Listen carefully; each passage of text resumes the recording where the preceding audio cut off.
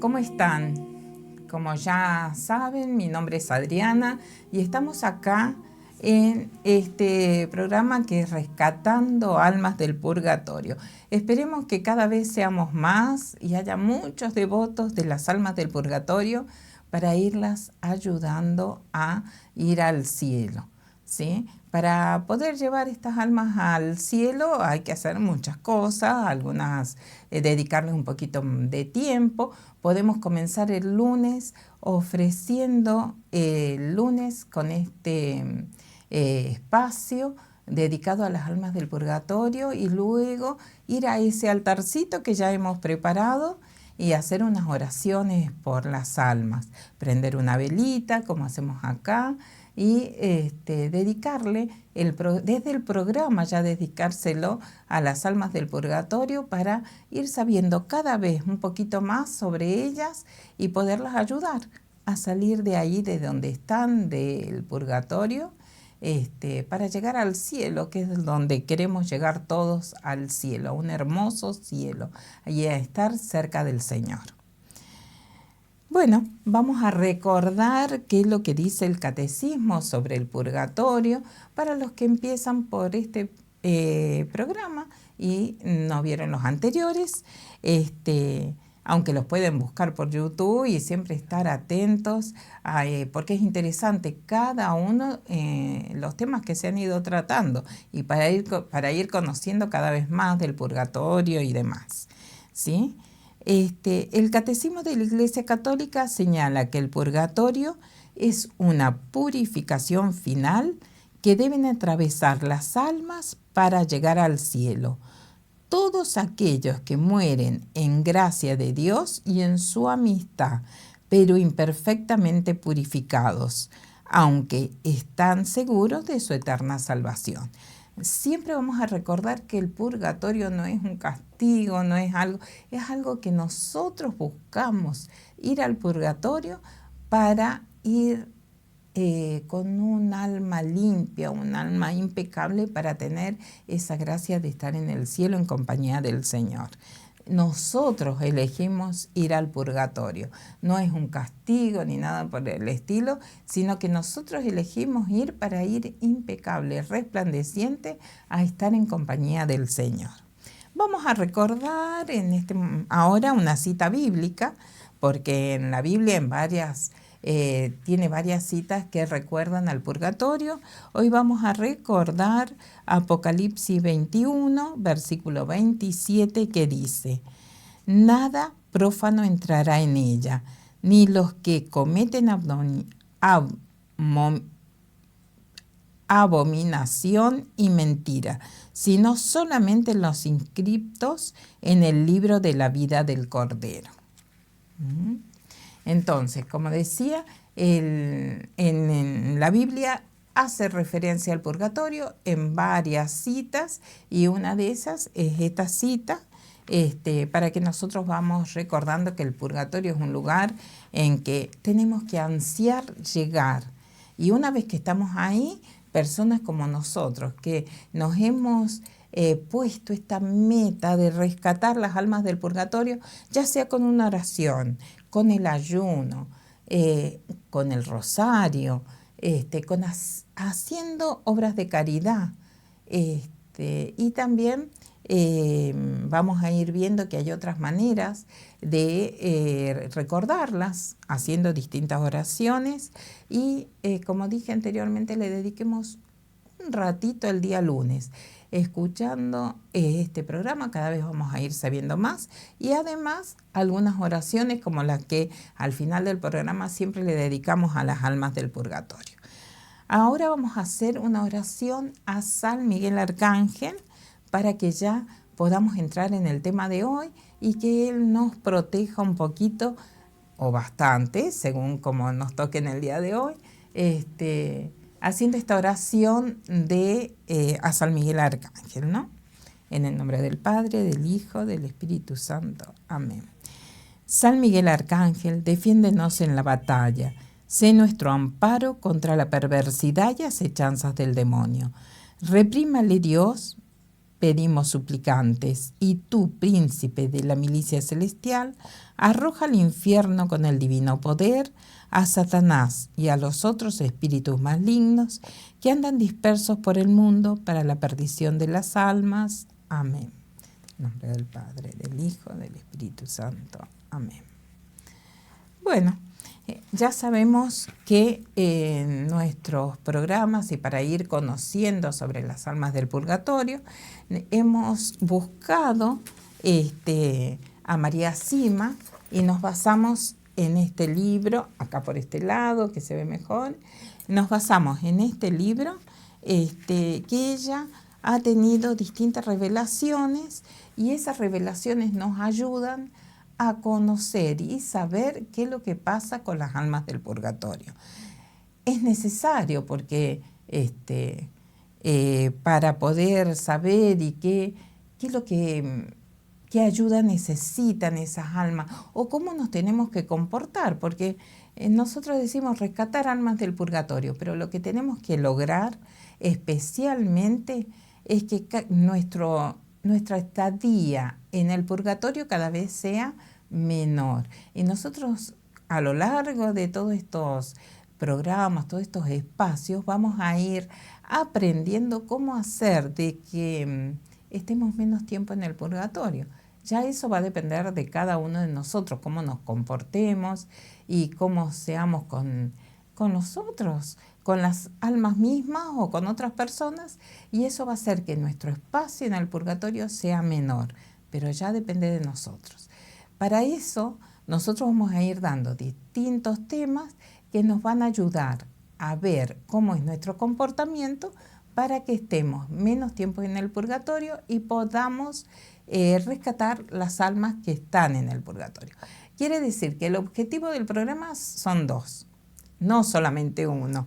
Es rescatar las almas que hoy están en el purgatorio y por el otro lado que nuestro tiempo en el purgatorio sea menor.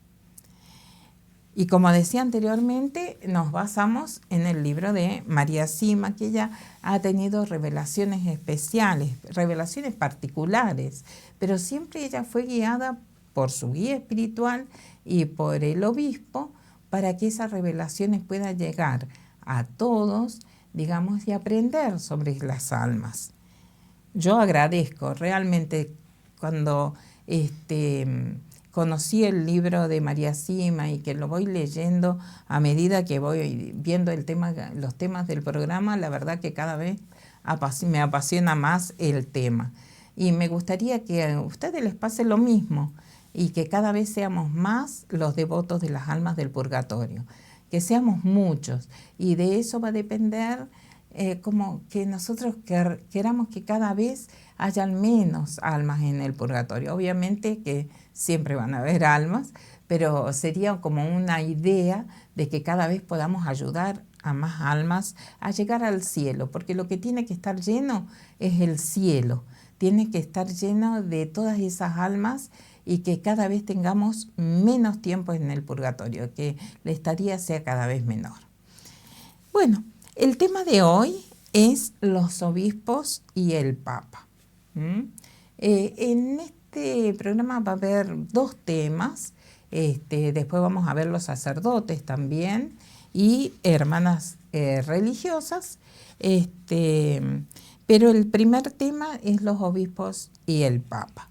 Vamos a ver qué es lo que le pasó a María Sima y qué pregunta le hace el escritor, como hemos hecho en programas anteriores, y así vamos a ir conociendo qué es lo que ella ha visto y se ha ido enterando y qué pasa en el purgatorio con el Papa, siempre ubicando que el Papa que la acompañaba mientras ella escribía su libro, mientras ella estaba viva, era Juan Pablo II, siempre ubicándolo en esa época, ¿sí? Como guía y que él sabía de todas estas revelaciones, que eso es muy importante. Le hace la pregunta sobre este tema el escritor a María y le dice, ¿se le ha aparecido algún obispo? Y ella responde, sí, varios. Un italiano y un norteamericano, entre otros. cuyos nombres no pude averiguar. Un alma me contó de un cardenal alemán que estuvo bastante cerca de nosotros aquí. El alemán y el italiano deben permanecer en el purgatorio hasta el día en que se prohíba recibir la comunión en la mano. Y el norteamericano deberá permanecer en el purgatorio hasta el día en que la comunión en la mano se prohíba en todos los Estados Unidos y se reinstaure la comunión en la lengua. Pasado un tiempo, pregunté de nuevo cuáles eran sus nombres, pero tampoco recibí ninguna respuesta. Con respecto al cardenal alemán, me contó el padre Matt que en el lecho de su muerte expresó que había cometido un gran error al promover la comunión en la mano. Como siempre ocurre, nunca se publica esta clase de hechos y por lo tanto se produjo el daño. Podemos aliviar sus almas, pero no liberarlas. Acá aclara que el tema de la comunión en la mano, ellos que lo habían autorizado en distintos lugares, como acá habla en Alemania y en Norteamérica, no solamente basta con nuestras oraciones, porque ahí lo estaríamos aliviando, sino de que todo esto tiene que cambiar. Tenemos que recibir la comunión en la lengua. Nosotros ya ahora, a medida de que vamos a ir viendo este tema, ya somos conscientes de cómo tenemos que recibir la comunión. Ellos están en esta situación porque ellos dieron una orden y muchos respetan la orden que ellos dieron. Pero nosotros ya al saber que debemos recibir la comunión en la lengua es lo que debemos hacer y no nos tenemos que negar a eso. Digamos, tiene que ser de esa manera para que nosotros podamos estar menos tiempo en el purgatorio. Porque una vez que ya sabemos, ya somos responsables, ¿eh? ¿Han dicho algo mal las almas del purgatorio de los obispos? Sí. Me han dicho que especialmente en estos tiempos en los que muchos se han modernizado, deberían cambiar su forma de actuar o el purgatorio será para ellos excesivamente doloroso, intenso y prolongado. Los movimientos en pro de la ordenación de mujeres, como ha ocurrido en la Iglesia de Inglaterra recientemente, es algo de lo que más preocupa hoy en día, al igual que el movimiento para hacer neutro el lenguaje litúrgico, con el objeto de satisfacer a los feministas dentro de la Iglesia. Debo realmente rogarles que dejen de hacerlo y que escuchen al Santo Padre, o se arrepentirán muchísimo en el futuro, y probablemente usted al tanto de que el Santo Padre ha repetido recientemente un fuerte no sobre este tema. Todos estos cambios que tienen que ver con modernizarse en la Iglesia, es como que no hay que tenerlo en cuenta. Digamos, si ya está establecido de una manera, no tiene que haber cambios, tiene que ser como lo veníamos haciendo, en forma tradicional. Se ve que esto va afectando también a todo el que da una orden de un cambio moderno, va afectando a todos esos obispos que realizan en todos esos cambios, ¿no? Le pregunta el escritor, ¿qué le diría a las mujeres que con buenas intenciones y siendo muy creyentes dicen que también deberían tener derecho a poder ordenarse como sacerdotes? En primer lugar, les diría que le recen mucho al Espíritu Santo para que las ayude a esclarecer el tema. Luego les pediría que respondan ella a los hombres que con el mejor de las intenciones también querrán tener el derecho de concebir y de dar vida y de alimentar a los hijos. Son dos anhelos cerrados y por lo tanto no están dentro del plan de Dios. Si Jesús hubiese querido que las mujeres también pudieran ordenarse como sacerdote, María, la más santa de todas las mujeres, hubiese estado presente en la última cena, y no lo estuvo.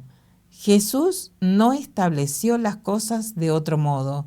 Y repito, Dios sabe muy bien qué es lo mejor para nosotros.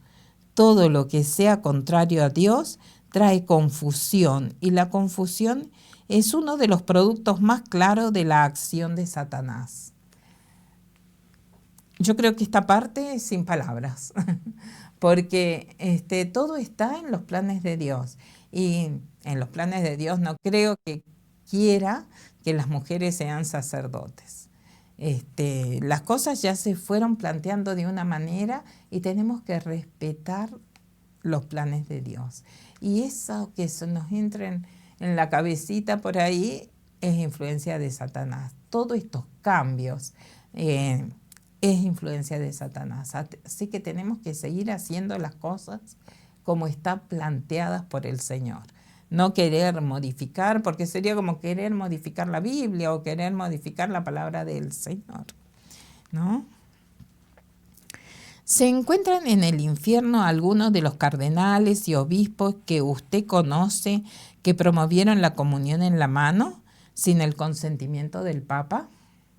Sí, algunos están en el infierno, pero no puedo asegurar que se perdieron únicamente debido a eso. Sé que también hay otros motivos que se han sumado, pero no se puede decir que sea eso lo que causó la pérdida de sus almas. Entonces, ella aclara que hay obispos que están en el infierno, pero ella no sabe bien cuál es el motivo que los llevó a estar en el infierno. No quiere decir que sea por haber dado la comunión en la mano, ella no lo puede asegurar. Pero sí, ese es un motivo para que estén en el purgatorio, ¿sí? Haber dado esa orden y sin la autorización del Papa, ¿no? Antes mencionó a los masones en el Vaticano. De todos los numerosos cardenales que rodean al Papa, ¿cuántos de ellos son masones? No conozco el número exacto, pero muchos de los cardenales ya eran masones cuando Juan Pablo II comenzó a ser nuestro Papa. Desde ese entonces, nuestro Santo Padre ha nombrado muchos cardenales nuevos, ciertamente no masones, así que su número es menor hoy en día. Aún así, todavía quedan varios masones y están muy cerca del Santo Padre. Bueno, esta es la idea de que buscan la idea de libertad y de querer modernizarse. Pero hay cosas en las que no nos podemos modernizar, que tenemos que seguir las pautas y los planes del Señor, ¿sí? Todo lo que nos fueron indicando y porque hay cosas en las que no nos podemos modernizar y podemos cambiar porque tiene consecuencias. Y estas consecuencias es el purgatorio y estar mayor cantidad de tiempo en el purgatorio. Nosotros tenemos que evitar esas consecuencias. ¿Qué le han comentado las benditas almas del purgatorio sobre el Santo Padre actual? Me han dicho que hemos de rezar mucho por él, porque se encuentra constantemente en gran peligro. Pero a ello debo agregar que muchas almas del purgatorio lo están protegiendo.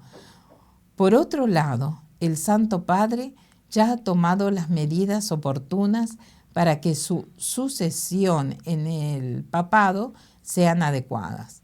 Siempre recordando que cuando hablamos de Santo Padre, acá en el libro está nombrando a Juan Pablo II, ¿no? Por la época y demás en que ella escribió el libro. María, ¿el Santo Padre sabe de usted, de sus experiencias y de su apostolado? Sí. Ahora que sé la importancia que da la humildad y a la obediencia y de manera especial a sus directores espirituales y los obispos, ¿puedo entonces presuponer que mientras continúa con su apostolado por las almas, también obedece en todo momento al Papa Juan Pablo II? Sí, por supuesto. Si no lo hiciera así, sería una gran hipócrita. Por supuesto que soy obediente al Papa, al ver su gran potencial para la santidad. Nuestra madre lo crió y lo eligió, y antes esas enormes gracias que nuestra madre le dio, el Papa respondió diciendo públicamente que su lema sería Totus Tuus. Les tengo mucho cariño y mucho respeto y rezo por él constantemente. Bueno, su lema significa en latín todo tuyo, que es importante porque él está dedicado y fue elegido para ser el Papa, no cualquier persona. Y aunque no me identificara tanto con él y supiera otras cosas acerca de él, siempre le sería obediente, porque eso es lo que Dios quiere de nosotros, ya que él, y solo él, es el verdadero sucesor de San Pedro, la roca sobre la que Jesús construyó la iglesia. Entonces hay que ser obediente, ¿no? Y ella tiene todas estas revelaciones y las comparte con nosotros. Obvio que el Papa está al tanto, como ella dijo, pero es necesario, esas revelaciones son necesarias porque nosotros no tenemos contacto con las almas del purgatorio y si no, no sabríamos todo esto y no sabríamos cómo ayudarla. Pidamos misa por las almas del purgatorio. En todas las parroquias tenemos para dejar el papelito y que en esa misa se pueda pedir por las almas. No nos olvidemos, tengamos esa devoción y esa constancia, ¿no? Otra pregunta que le hace a María Sima: entonces, tanto usted como sus experiencias y su apostolado tienen la bendición de nuestro Santo Padre actual, el Papa Juan Pablo II. Sí, tengo su bendición para seguir con mi apostolado. Obviamente que es importante esa bendición y si no, no estaríamos ni siquiera haciendo este programa basado en este libro y que ustedes cada vez se sumen y compartan esta devoción. Si van a visitar un enfermo, si tienen algún amigo, y cada vez compartan. Muchas veces no se desanimen si ustedes le empiezan a hablar de las almas y esas personas por ahí hasta tienen miedo, porque hay algunas personas que también tienen miedo a la muerte, entonces no quieren hablar de las almas del purgatorio. Pero poco a poco vamos a ir consiguiendo gente que se adhiera y que cada vez seamos más que pidamos por las almas. ¿Alguna vez han venido a verla cardenales, obispos u otras personas conocidas del clero de Roma? Sí, en los últimos años han venido a visitarme dos, un obispo y un arzobispo. Ambos son devotos de María y aman la iglesia y son grandes defensores de Medjugorje. También ambos están cerca del Santo Padre, pero a fin de protegerlos de ataques innecesarios, prefiero no mencionar sus nombres. De todas maneras, a nosotros no nos hace falta saber los nombres de todas estas personas que están en el purgatorio, porque lo que nos interesa es saber las almas. También nos pasa de que por ahí nosotros sabemos de que falleció un vecino, que no nos llevábamos tan bien, que no lo queríamos tanto, o alguna persona o algún familiar. Son los primeros que tienen que estar en nuestra lista de almas por las que rogamos. A veces no hacemos una lista, pero están en nuestra mente. Entonces, de esa manera estamos pidiendo por ellos. podemos pedir por nuestros familiares, por nuestros amigos que queremos tanto y que pedir por esas almas, pero también recordemos a aquellas personas de que no nos llevábamos tan bien y que por ahí nos cuesta un poquito más, pero sumémosla, porque lo que más nos cuesta, más valor tiene. Entramos en el otro tema ahora, que es sacerdotes y hermanas religiosas, y vamos a ver qué es lo que nos dice María Sima sobre el tema de los sacerdotes, ¿no? Le hace la pregunta: María, durante este medio siglo, ¿cuántos sacerdotes creyeron en su testimonio? Dudo de que hayan sido más de un cuarto del total de los sacerdotes que hay, y me refiero a los que creen profundamente. Por supuesto, los sacerdotes modernos no creen una palabra de esto. Entonces, como decíamos anteriormente, esto está un poco dividido. Yo no recuerdo antes que se hablaba tanto de las almas del purgatorio. Antes, quiero decir, hace un tiempo, que se hablaba tanto de las almas del purgatorio. Es algo por donde vamos a pasar, y Dios quiera que pasemos, ¿sí? Que tengamos tiempo de arrepentirnos, que tengamos tiempo de pedir perdón y que lleguemos al purgatorio. Lo que tenemos que tratar, como dije anteriormente, que nuestra estadía sea menor y enseñar a todos para que su estadía sea menor en el purgatorio. Para eso tenemos que llevar una vida de santidad. Y como esto está dividido entre los más modernos y lo más tradicional, creo que anteriormente se hablaba mucho de las almas del purgatorio, y esto de los más modernos, algunos ni piden. Bueno, cada vez seamos más y sumemos, ¿no? Sumemos a que se pida por las almas del purgatorio. ¿Por qué cree usted que el porcentaje es tan bajo? Y un poco tiene que ver con esto que hablábamos. Las almas del purgatorio me han dicho que nunca antes en la historia de la Iglesia esta ha estado en tan mal estado como hoy en día. En todas partes reina el pecado de apostasía, que es un poco rechazar la religión, ¿no? Y es a los sacerdotes a quienes se los considerará más responsable de ellos. En lugar de rezar y enseñar la palabra, parece que corren de un lugar a otro estudiando psicología, oratoria, contabilidad o lo que sea, aprendiendo cómo acercarse a su público.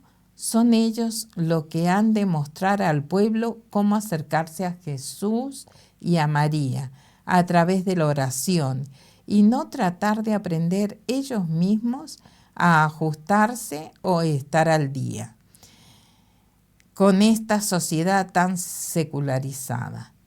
Ciertamente se han olvidado de que si ellos y las personas a su cargo rezan, Jesús arreglará todo lo demás para que se acomode cada uno en su sitio. Muéstrenme una parroquia en el que se rece de verdad y que las cosas no vayan bien. No podrán.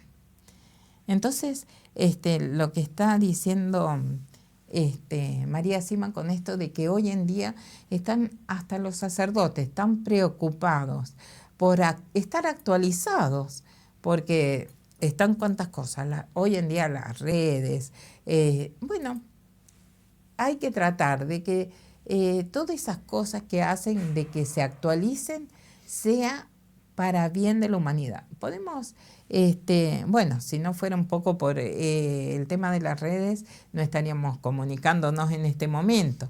Necesitamos eso, pero que no nos olvidemos de acercarnos al Señor, que no nos olvidemos de la oración, sobre todo. Si no está la oración, no hay nada. No habría progreso, no habría forma. Todo que se haga en base de la oración.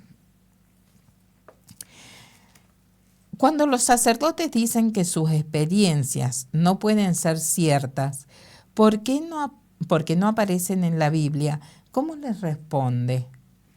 Bueno, en todos estos programas que hemos estado viendo siempre hacemos una referencia de una cita bíblica y eso hace de que nosotros sabemos de que sí se nombra el purgatorio en la Biblia.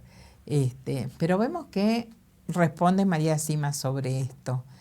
Dios es muy capaz de permitir cosas que no se encuentran específicamente detalladas en la Biblia, solamente por el hecho de que tu nombre, o sea, montaña de allí afuera, no se encuentren específicamente en la Biblia.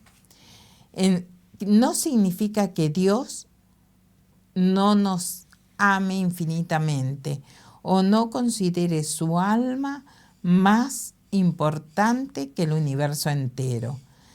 Y no significa que la montaña no esté dentro de sus planes.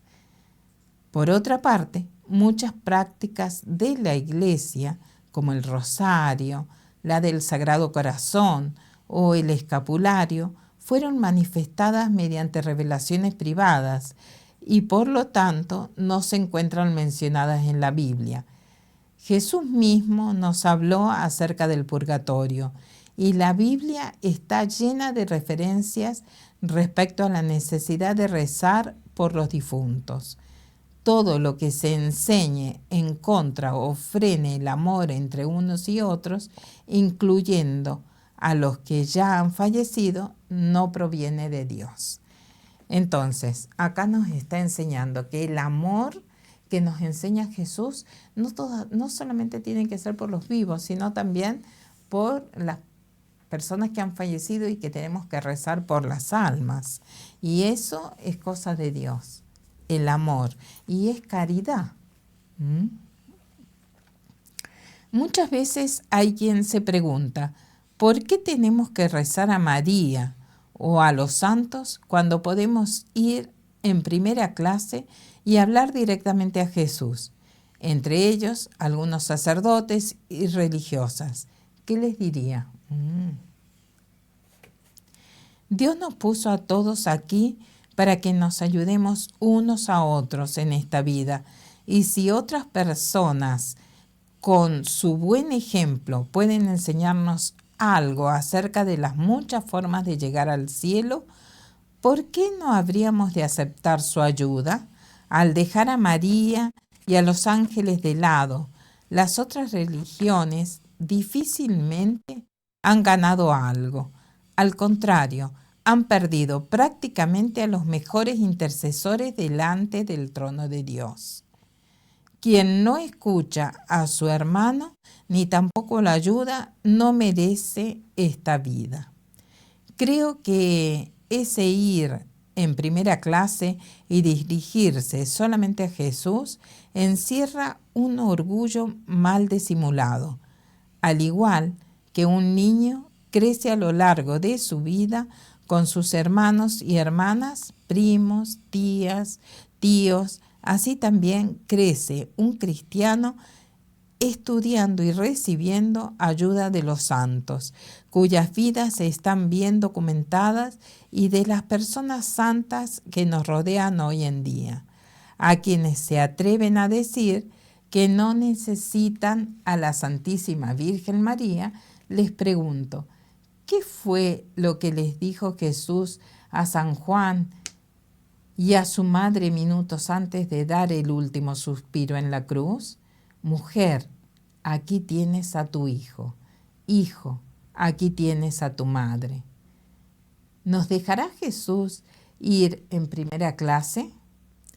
Si ignoramos a la madre que lo engendró, lo educó y le enseñó, desafió a que digan que realmente conocen a Jesús si no escuchan esas palabras pronunciadas en el mismo momento en que moría por cada uno de ellos. Escucharles hablar contra María me duele terriblemente. Imagínense cómo debe dolerle a Jesús. Pero María ahora, en estos años, se está apareciendo en el mundo entero. Casi parece que en cada rincón de este mundo afligido, y así esté guiado a un inmenso número de personas de nuevo hacia su Hijo. Nosotros tenemos esa grandeza de creer en la Virgen María, que es la Madre de Jesús. El hecho de ignorarla, a nosotros nos gustaría de que hablen mal de nuestra Madre terrenal. No, saldríamos a defenderla. Imagínense si nosotros ignoramos a la Virgen María, que es la Madre de Jesús y obviamente Él la ama. Cada vez que nosotros le pedimos a la Virgen María, ella intercede por sus hijos y obviamente ella tiene preferencia de todo lo que Jesús tiene preferencia de todo lo que le pida a su madre. Y no perdamos este detalle, no perdamos esto de pedirle a ella para llegar a Jesús, porque ella va a rogar por nosotros que somos sus hijos, no nos va a dejar de lado. Y sobre las almas, ella qué más quiere que llevar a todas las almas hasta el cielo, que cada vez sean menos. Ella es la que va a ayudar a que, como quien dice, abrirá las puertas del purgatorio para que cada vez sean más las almas que vayan al cielo. Otra pregunta que le hace la escritora María Sima. ¿Han dicho algo las almas del purgatorio acerca de los sacerdotes, de ideas modernas y su papel y comportamiento en público? Sí, lo han dicho. Lo que menos les gusta es cuando dejan sus hábitos para mezclarse con el pueblo. Y lo mismo con las religiosas. Al obrar así, se pierde el respeto necesario que deberíamos mostrarles. Han hecho votos para servir a Jesús y no para ser como el resto de las personas. Acá aclara bien de que las personas que han hecho votos, tanto sacerdotes como religiosas, tiene que notarse que ellos han dedicado su vida a servir a Jesús. No tiene que mezclarse entre el resto de las personas. Tiene que haber una diferencia, tanto en el comportamiento como en sus vestiduras. Le hacen la siguiente pregunta a María Sima. ¿Hay sacerdotes en el purgatorio? ¿Qué les lleva allí con más frecuencia? Sí, hay muchos sacerdotes en el purgatorio.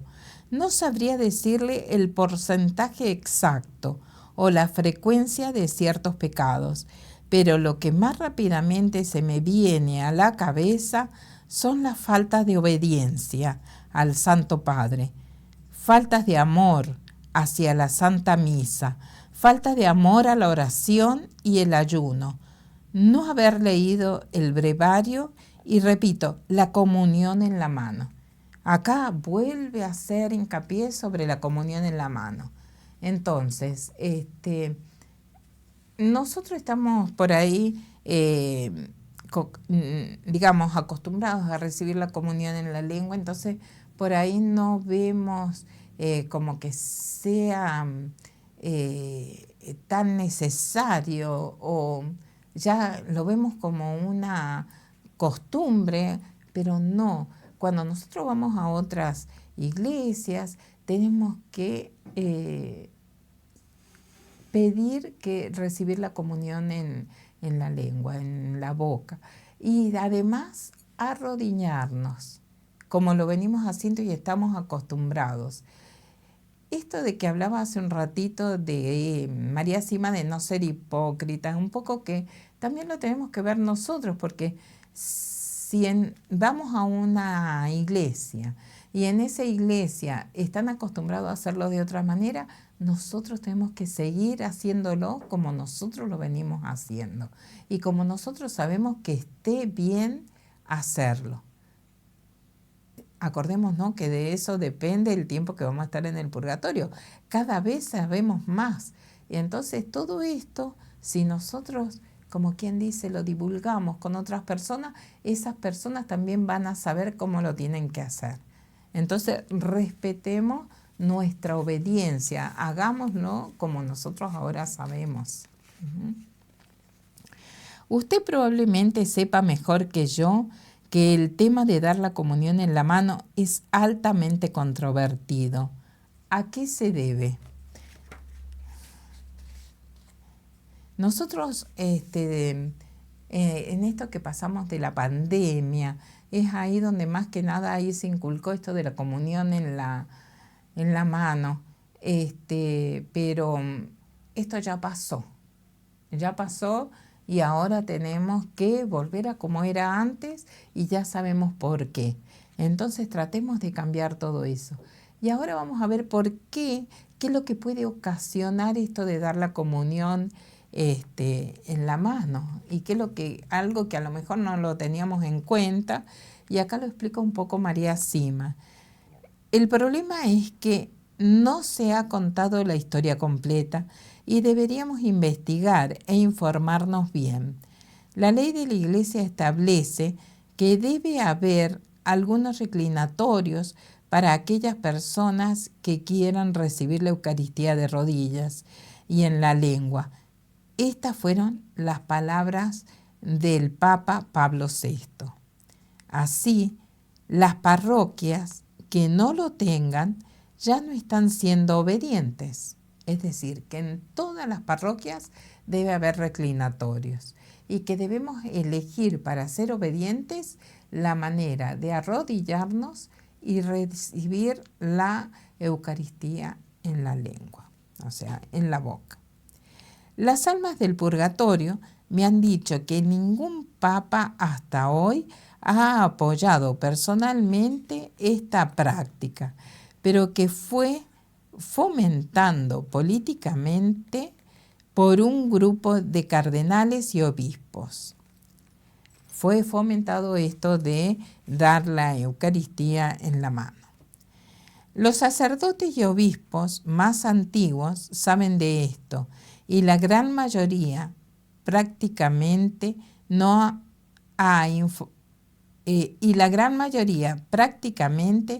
ha informado al pueblo y por lo tanto son ellos quienes cargan con la mayor responsabilidad. Todos los papas a su vez sabían muy bien que dar la comunión en la mano estaba en contra de la veneración del Santísimo Sacramento y nuestro Santo Padre actual no distribuye la comunión en la mano de los fieles. Por supuesto, bajo las actuales condiciones, no es pecado para el que comulga recibir al Señor en la mano, pero ruego a los fieles que presten atención a nuestros papas.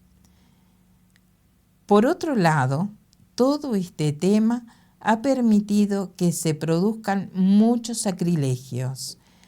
Hay que ser conscientes de que hay brujas que pagan mucho dinero para herir a Jesús directamente en las hostias consagradas, que con frecuencia desaparecen secretamente de las iglesias.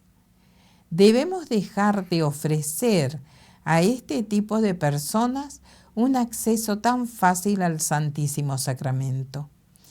El asunto es muy serio. Si todos los sacerdotes se encomendaran al Espíritu Santo y rezaran el rosario, entonces ninguno de ellos estaría perdido en estos temas.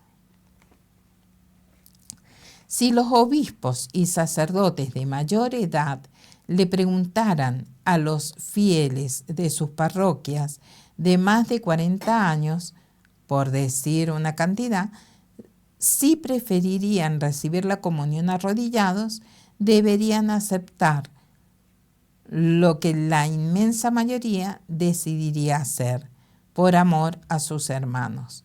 Esto de que todo este tema de que el peligro de dar la Eucaristía en la mano, todo esto lo que pueden hacer, y acá María Sima fue muy clara en esto de que las brujas, todo lo que pueden hacer con una Eucaristía de Jesús, del Santísimo Sacramento, ¿no? Entonces ellas se lo están facilitando con dar la Eucaristía en la mano. Yo no sé qué es lo que haría yo en ese caso, de que si veo de que alguien recibe la Eucaristía y se la mete en el bolsillo o hace algo así, como que le está faltando el respeto al Señor, le está faltando el respeto a Jesús, y además, ¿para qué la puede utilizar? No sé, ustedes se plantearon qué es lo que pueden hacer en ese momento. No sé qué es lo que sería lo correcto, si hablar con el sacerdote y avisarle lo que está pasando, ¿no? Es eso que a mí no me ha pasado, pero creo que lo haría. En ese momento, defender algo que yo amo, que es la Eucaristía, y defender al Señor. Entonces, plantéenselo ustedes y ven en ese momento y cómo defenderían algo que aman, ¿no?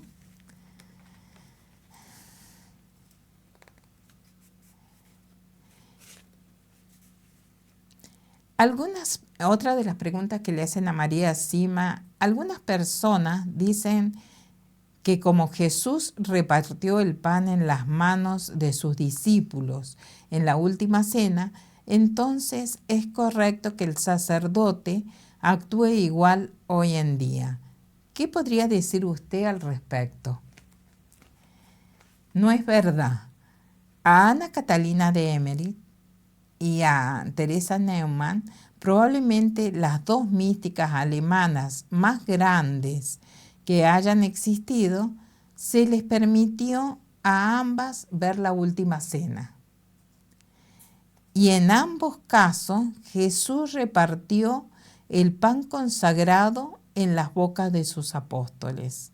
Bueno, qué importancia el tema de las revelaciones, porque algo que a lo mejor dudaba todo el mundo de esto de que Jesús les dio en las manos el pan, y no fue así. Entonces, con las revelaciones nos ayuda a aclarar todo esto, que entonces tenemos que recibir la Eucaristía como Jesús hizo con sus apóstoles, no en la mano. Y por favor, comprenda ahora y confíe. No soy yo la única que dice esto. Precisamente este tema, entre muchos otros relacionados con él, se discuten hoy en día en los niveles más altos de la Iglesia. Y sé que aquí también prevalecerá Jesús, sin importar lo caótico que deban volverse las cosas todavía. Bueno, es un tema, la verdad, que es un poco complicado, pero nosotros tenemos que salir a defender la Eucaristía, como decíamos anteriormente, y recibirla como corresponde, de rodillas y en la boca. Pero déjenme que les diga, lo que le fue revelado a la beata Ana Catalina Emmerich, ¿fue también una revelación privada? Esto le pregunta acá el escritor a María Sima, y es tan importante saber que todas estas revelaciones aclaran muchas cosas que no lo dicen en la Biblia, y que son importantes y que son necesarias saberla para obedecer, ¿no? Y así como en algunas partes el escritor tuvo dudas para preguntarle a María Sima y ella fue aclarando, todas estas revelaciones fueron necesarias y es tan importante. Bueno, y acá María Sima le responde, sí, lo es, el tema de las revelaciones, que algunos dicen, bueno, no están en la Biblia, entonces no los vamos a tener en cuenta, pero sí es importante las revelaciones, porque es lo que nos ayuda el Señor para aclarar todas estas cosas que se nos están yendo de las manos, ¿no? Sí, lo es. Y a lo largo de la historia, Dios ha usado este medio para arreglar las cosas. Y como cualquiera podría confirmarlo, si investigáramos los casos más conocidos, veríamos que sus frutos fueron inmensos, con un gran número de conversiones. Piense simplemente, y nombra algunas como en Lourdes, Fátima, por no hablar de la gran cantidad de conversiones que han tenido lugar en los últimos años en ese pequeño pueblo en medio de una de las zonas más inestables de toda Europa. Me refiero, por supuesto, otra vez a Medjugorje. Y aquí tenemos otra perspectiva respecto a dar la comunión en la mano. Quiere decir de que hay que tener en cuenta todas estas revelaciones y las revelaciones y las apariciones también de la Virgen en distintas apariciones como Fátima, como las de hoy en Medjugorje, todo lo que nos enseña la Virgen y que hay que tener en cuenta los mensajes, porque es lo que nos va indicando por qué caminos tenemos que seguir, ¿no? ¿Cuál es esa perspectiva? Y por favor, María, quiero escuchar todos los posibles ángulos que conozca sobre ese tema, porque sé que hay mucha gente noble que está buscando la respuesta correcta.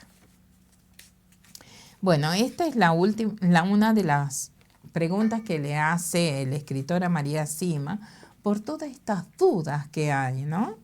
Y que es necesario.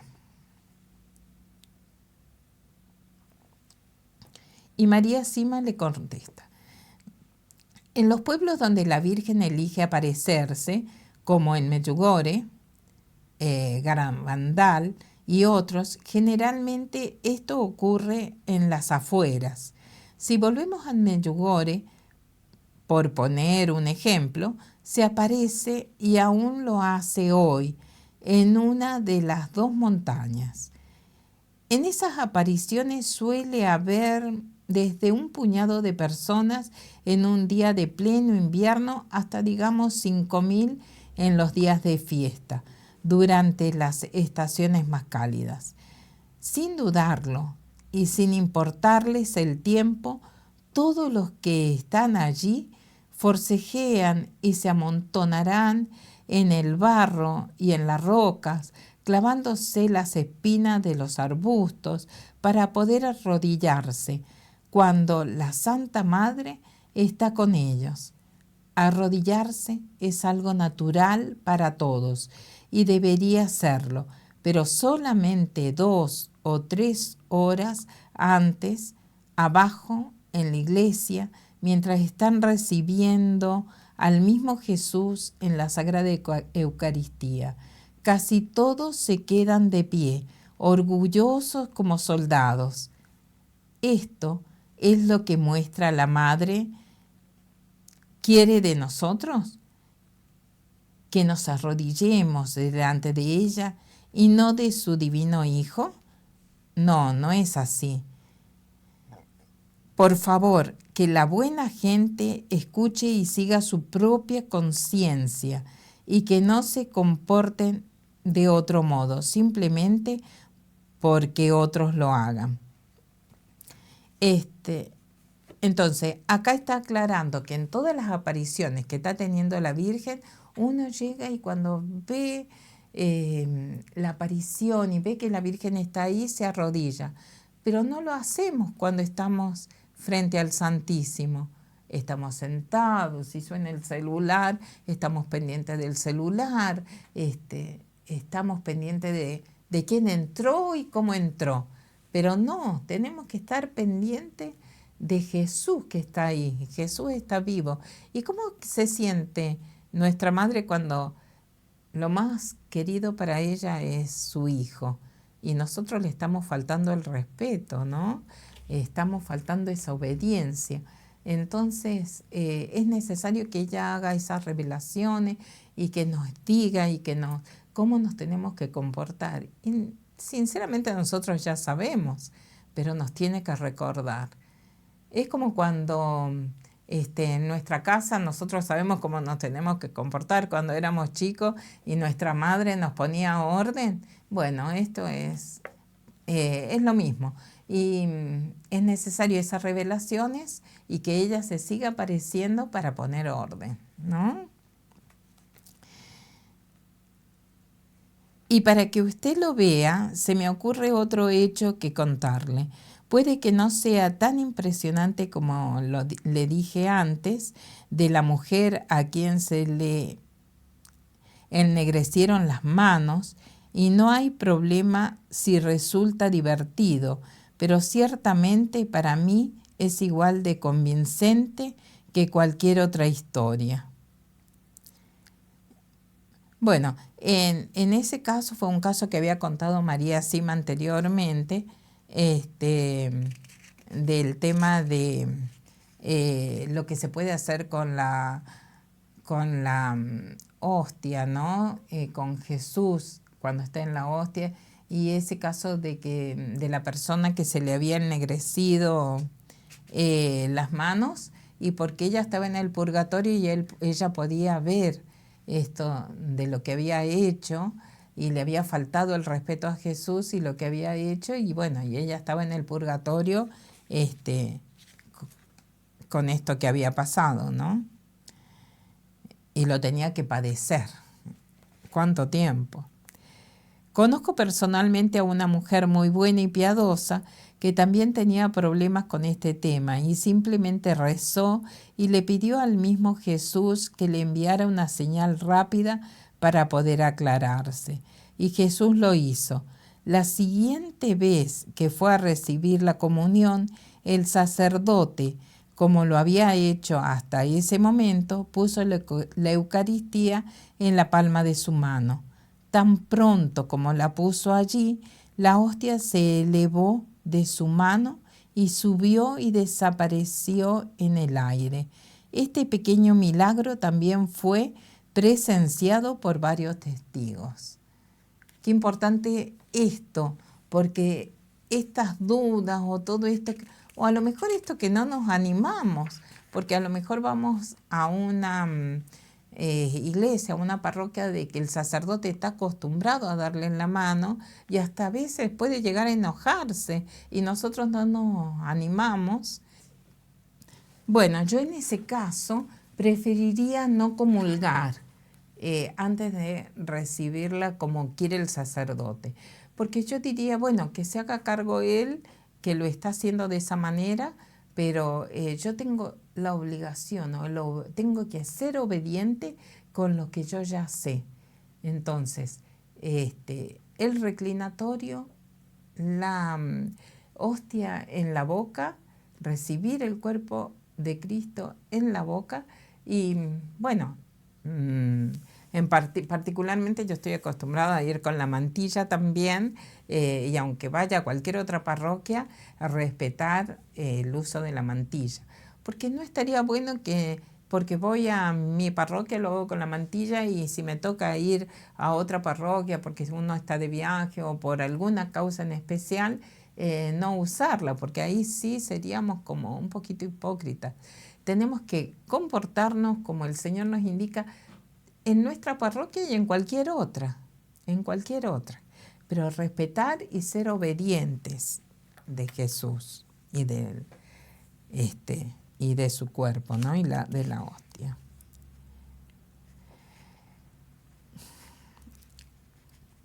Bueno, ahora también le hace algunas preguntas a María Sima sobre todo esto de los sacerdotes y cómo lo vienen. Y cuando los sacerdotes que están en el purgatorio la visitan, ¿quién se ocupa entonces de las oraciones o de los que sea necesario para que sean liberados? Las oraciones que requieren para ser liberados las deben hacer otros sacerdotes. Pero si necesitan alguna otra cosa, me encargo yo misma. ¿Qué quiere decir? Que nosotros podemos hacer oraciones por los sacerdotes, pero en especial la deben hacer los sacerdotes para liberar a cualquier sacerdote que esté en el purgatorio. Otra de las preguntas que le hace María Sima: ¿con qué frecuencia deberían celebrar la Santa Misa los sacerdotes? No menos de una vez al día. La ley de la Iglesia permite hasta 2 veces al día. Si la segunda misa es un funeral o la celebración de un matrimonio, pero Dios entiende que pueden existir condiciones extraordinarias que hacen que los sacerdotes deban celebrar más de 2 misas al día, como cuando no se encuentra otro sacerdote que pueda celebrarla. Esto se debe a que celebrar la Santa Misa es la tarea principal de la función de los sacerdotes. Es la misión más grande que tienen y deberían transformarse en la mayor expresión de su amor hacia Dios. Así que por lo menos una vez al día tienen que celebrar la misa los sacerdotes. ¿Podemos dar por hecho que también hay religiosas en el purgatorio?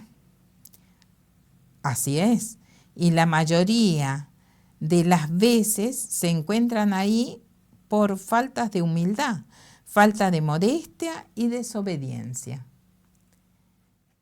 Bueno, yo imagino que las religiosas, todo esto que nosotros estamos viendo ahora, recordando en este programa, para algunos que ya lo saben y para otros es nuevo, que estamos aprendiendo, ellas ya lo saben. Entonces, si no han cumplido con todo esto que saben, no han ayudado al prójimo, bueno, hay religiosas que van a los hospitales, que siempre nos acordemos de la Madre Teresa de Calcuta, como esa necesidad de ayudar al prójimo, de ese amor. Bueno, justamente acá habla de que la falta de humildad. Ellas han dedicado su vida a servir al Señor y si no lo cumplen, es probable de que estén en el purgatorio estas religiosas, ¿no? Y también hay sacerdotes que se hayan ido al infierno. Le pregunta el escritor a María Sima. Hace muy poco vino a verme un sacerdote que había estado enfermo hasta no hacía mucho. Había ido entrando y saliendo de distintos hospitales durante varias décadas y 3 veces estuvo a punto de morir. Durante su última enfermedad se encontró muy cerca de la muerte y mientras estaba en agonía tuvo una visión de sacerdotes que caían en el infierno como copos de nieve. Les impresionó muchísimo y no dejó de llorar durante semanas. Le llevó un largo tiempo recuperarse de lo que había visto. Entonces sí, hay muchos sacerdotes que están en el infierno. Acá todo esto tiene que ver con la obediencia. Si uno hace las cosas bien y alcanzamos si uno no hace tan bien algunas cosas, alcanzamos a arrepentirnos, porque acá está el tema, arrepentirnos y seguir el camino de Dios para llegar a tener un camino de santidad, una vida de santidad para llegar a estar cerca de Él, ¿no? ¿Puedo preguntarle por qué vino a visitarla? Nos habíamos conocido brevemente hace muchos años y tras su experiencia vino a agradecerme por lo que le había dicho y ayudado en esa ocasión. Había sido solo una llamada de cortesía, pero que ahora tenía mucha importancia para él. Bueno, en este caso ella hace hincapié en un sacerdote que ella le había aclarado mucho sobre el tema de las almas del purgatorio y eso le ayudó a él a no estar en el infierno y poder tener ese camino de obediencia. Entonces él le agradecía a María Sima. Dice, ¿han venido a verla familiares o amigos de sacerdotes, difuntos preocupados por saber si se habían salvado o no debido a, ¿cómo puedo decirlo?, comportamientos fuera de lo común y preocupantes mientras vivían? Bueno, uno tiene que dedicarse a hacer oración por los difuntos. Y después cada uno, o sea, no nos tenemos que preocupar nosotros si ya salieron del purgatorio, tenemos que seguir con la oración.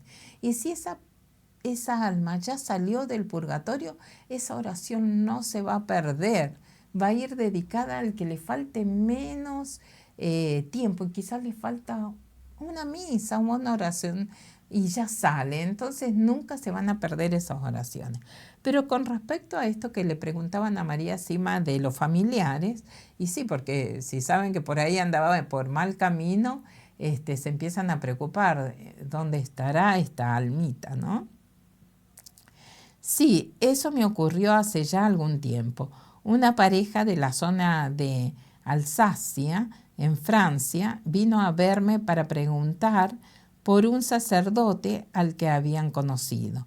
El sacerdote había vivido bastante perturbado durante un tiempo y me contaron que un día, durante un ataque de rabia, tiró una estatua del Sagrado Corazón de Jesús fuera de la parroquia, rompiéndola en pedazos. Al poco tiempo se suicidó. Y estas personas, preocupadas, con razón, vinieron a mí para averiguar qué había sido de él. Resultó que se había salvado después de todo, pero se encontraba en un purgatorio muy profundo de donde todavía no podía ser liberado. ¡Wow! Entonces sí, estas personas que habían sido testigos a lo mejor de ese hecho, entonces estaban preocupados por ese sacerdote. Pero bueno, había a lo mejor pedido perdón al último, ya estando, pero había quedado en lo más profundo del purgatorio, que es como ya habíamos dicho cuando veíamos y tocábamos el tema de los niveles, era digamos, lo que estaba más cerca del infierno, lo más, le iba a costar mucho salir de ahí, ¿no? Necesitaba muchas oraciones. Otra pregunta que le hace a María Sima es, muchas personas dicen que los sacerdotes están desinformados de lo que pasa en el mundo. ¿Qué piensa al respecto? Me parece que se trata de crítica sin sentido, de gente orgullosa. Me gustaría aclararle que el más sabio suele necesitar a Jesús, con mucha más urgencia que el más simple. Y en cuanto a los que los sacerdotes se encuentran desactualizados, no es cierto. Si los sacerdotes son personas que rezan, solamente en el caso de que no recen, estarían limitando sus gracias. Pienso que se trata de una crítica mal dirigida. Podemos y deberíamos ser más críticos respecto a su falta de oración, pero no deberíamos criticar a los sacerdotes porque no se encuentran a tono con el resto de las personas. Todos compartimos la experiencia humana y por lo tanto pecadora, y buscar o escuchar a un profesor en psicología, filosofía o lo que sea no va a cambiarlo. A lo sumo podríamos decir que los sacerdotes modernos se encuentran lejos de Jesús, pero no lejos del resto de los hombres. Bueno, un poco lo que dice María Sima, que el que está cerca de Jesús y está cerca de la oración, y tenemos esa constancia de la oración, no le tenemos que temer a nada, ¿sí? ¿Cuántos sacerdotes y obispos pudo usted enviar al cielo desde la época del Vaticano II hasta ahora, con sus oraciones, con sus misas y sus sufrimientos? Bueno, no puedo decirlo con exactitud, pero estoy segura de que fueron entre 40 y 50. Quiere decir que tenemos que hacer oración por ellos. Y de esos 40 o 50, ¿cuántos de ellos se encontraban en el purgatorio como consecuencia de estas modernizaciones vinculadas con la misa? Casi todos. La mayoría se encontraba allí por haber promovido la comunión en la mano. Es decir, que vuelve a repetir esto, como qué importancia que tiene y cómo tenemos que actuar de ahora en más, que ya sabemos todo esto. Si hay pocos sacerdotes que crean en su testimonio, ¿se sigue de eso que son muy pocos de que piden ayuda a las almas del purgatorio? Sí, me temo que eso es lo que quiere decir. Muy pocos las tienen en cuenta. Como dijimos en programas anteriores, las almas del purgatorio nos pueden ayudar, tanto como los ángeles. Entonces le podemos pedir ayuda. Eso es lo que quiere. Acá, en lo que hemos visto, hay algo que tenemos que tener en cuenta. La comunión en la mano ya no. Tiene que ser en la boca. El uso del reclinatorio, seguir usando la mantilla como lo veníamos haciendo, y la importancia de las revelaciones, que quizás no estamos tan acostumbrados, pero tenemos que empezar a escuchar más las revelaciones, las apariciones de la Virgen, todo lo que, porque es la manera de comunicarse que está teniendo nuestro Padre. ¿Puede contarme el caso de un sacerdote que haya recibido ayuda de las almas del purgatorio? Sí, se trata de un sacerdote de cerca de Budapest, en Hungría, que no hace mucho tiempo quería renovar su parroquia y construir un pequeño monasterio. Entonces, lo primero que hizo fue ir a ver a su obispo para pedirle ayuda. El obispo le dijo que hiciera lo que quisiera, pero que él no podía ayudarle en ese proyecto. Entonces el sacerdote rezó y dijo que dependería de la ayuda de nuestra Madre mediante la intercesión de las almas del purgatorio. Poco tiempo después vino a verme y accedí rápidamente a ir con él a su parroquia y a otras de la zona para hablar del tema. A las 2 semanas de volver de aquel viaje, el sacerdote recibió $100,000 para su parroquia y para la construcción del monasterio. Las almas del purgatorio respondieron rápidamente. Qué interesante. Entonces las tenemos que tener en cuenta más para todo eso. Siempre y cuando el fin sea algo bueno, seguramente ellas nos van a ayudar. Eso es tener suerte, le dijo el escritor a María Sima. No fue suerte. Dios ayuda rápidamente a quienes confían en nuestra Madre y en la ayuda de las almas del purgatorio. Estoy seguro de que usted sabe mejor que nosotros que muchos seminarios se encuentran prácticamente vacíos. ¿Por qué sucede esto? ¿Y cómo podemos remediarlo? La solución consistiría en volver a enfatizar el espíritu de oración, el sacrificio y la penitencia. Entonces habría más vocaciones. Las almas que se sienten llamadas a servir a Dios de esta manera saben claramente que su camino es la oración y que cuando no se alimenta la oración, ¿para qué existen entonces los seminarios?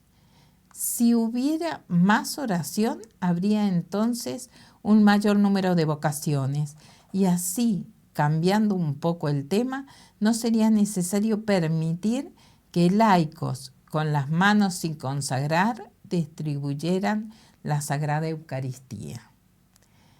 Si se fomentara la oración en los seminarios, todos fortalecerían su vida de fe y Satanás se encontraría a una distancia mucho mayor.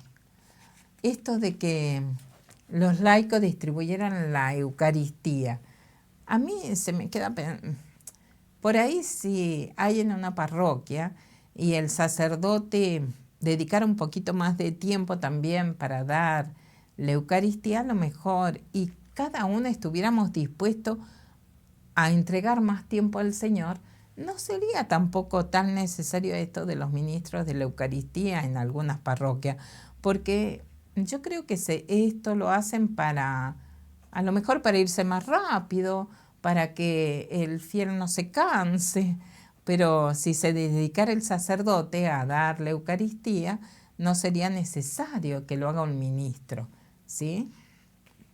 Entonces es mucho esto de vocación y de oración. Ha puesto mucho énfasis en el hecho de confiar en la Virgen María para que nos conduzca a Jesús.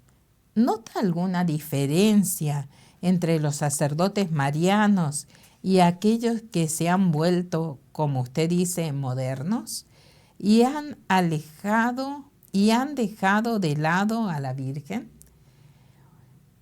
Oh, sí, puedo distinguir a un sacerdote mariano con facilidad. Son mucho más gentiles, humildes, penitentes, cariñosos y protectores. En su humildad se hacen fuertes y con esta fortaleza sus frutos se vuelven mucho más claros que aquellos que olvidan a María.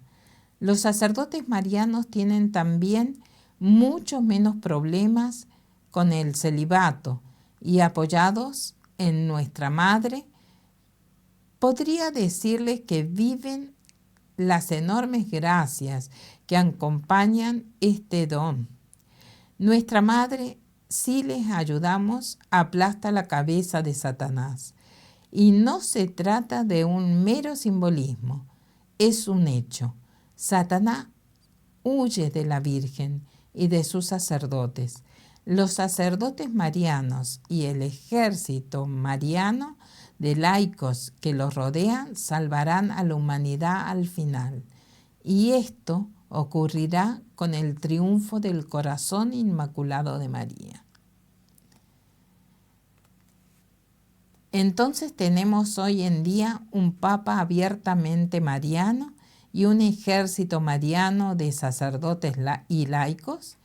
Quien quiera unirse al Santo Padre y a este ejército, ¿cuál es la mejor manera de hacerlo? ¿Qué es lo mejor que pueden hacer para el triunfo de su Inmaculado Corazón? Empezar a rezar y empezar a vivir los mensajes de Medjugorje y consagrarse a ellos y sus familias, al Inmaculado Corazón de María. Bueno, entonces, ¿qué importancia y qué papel fundamental que tiene la Virgen en todo esto? Y vieron que constantemente estamos recibiendo los mensajes de Medjugorje. Hay que tenerlos muy en cuenta porque es la manera de comunicarse que está teniendo el Señor mediante su madre. Y tenemos que respetar esto de los mensajes y la forma de revelarse que está teniendo la Virgen para dedicarle todo, para seguir el camino, no solamente para llegar al cielo y tener un camino de santidad. Hoy el tema de nuestras familias, que está un poco tan perdido, que por ahí hay familias en que la abuela sigue pidiendo por las almas del purgatorio, pero vemos que hay nietitos, que hay el matrimonio de sus hijos y todo esto que está tan alejado del Señor.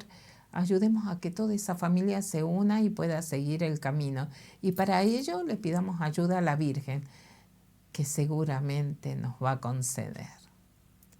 Bueno, vamos a hacer la oración final y espero que les haya servido todo esto que se habló en el tema de hoy, en el día de hoy, y que, bueno, ya tenemos la pauta de cómo nos tenemos que comportar cuando vamos a la misa, de que cómo tenemos que recibir la Eucaristía, el Santísimo Sacramento, el respeto, la obediencia, arrodillados en la boca respetando lo que nosotros ya hacemos de la mantilla, los días lunes, de pedir la oración por las almas del purgatorio. Empecemos el día lunes. Estamos emitiendo el programa a las 9 de la mañana. Empecemos desde ahí con el programa y después ya encendemos la velita en nuestro altar, que supongo que ya todos tenemos preparado ese altar. Estaría bueno que si tenés tu altar nos mandes alguna fotito de ese altar a ver cómo te quedó. Si ya lo tenías de antes, igual, pero si ahora ya vas teniendo esta devoción por las almas del purgatorio, estaría lindo que nos publiques tu fotito para ver cómo está ese altar y el día lunes a ver si vamos agregando y cada vez somos más que tenemos esta devoción por las almas del purgatorio. Bueno, vamos a hacer una oración a la Santísima Virgen, a la Virgen María, para pedir por las almas, por estas almas que necesitan ayuda. Algunas están ya a punto de salir y podemos a lo mejor ayudar a estas almas que están ya en la puerta, que ya les falta poquito. Entonces vamos a hacer esta oración a la Virgen María y como siempre, después la oración que le dejó a Santa Gertrudis para salvar 1000 almas. Como siempre yo digo, no se trata de que a lo mejor no sabemos si salen 1000 almas del purgatorio, Dios lo quiera, pero bueno, con que vamos rescatando 1, 2, 3, 10, eso nos va a ayudar. Y ese es el propósito del programa, ¿no? En el nombre del Padre, del Hijo, del Espíritu Santo. Amén. Padre eterno, yo te ofrezco la preciosísima sangre de tu divino Hijo Jesús, en unión con las misas celebradas hoy día a través del mundo, por todas las benditas ánimas del purgatorio, por todos los pecadores del mundo, por los pecadores en la Iglesia Universal, por aquellos en propia casa y dentro de mi familia. Amén. Dios te salve María, llena eres de gracias, el Señor es contigo.